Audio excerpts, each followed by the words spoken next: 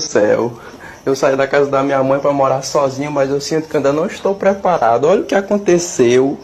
Eu comprei carne, comprei linguiça, comprei frango, comprei um monte de carne e botei aqui dentro do congelador. Só que eu não procurei limpar a geladeira e o gelo cobriu tudo, meu Deus. Já tá com 3 dias que eu botei ela para descongelar e não desapareceu o gelo. Tô comendo só ovo, porque aqui tá tudo tampado, não consigo tirar minhas carnes, meu Deus.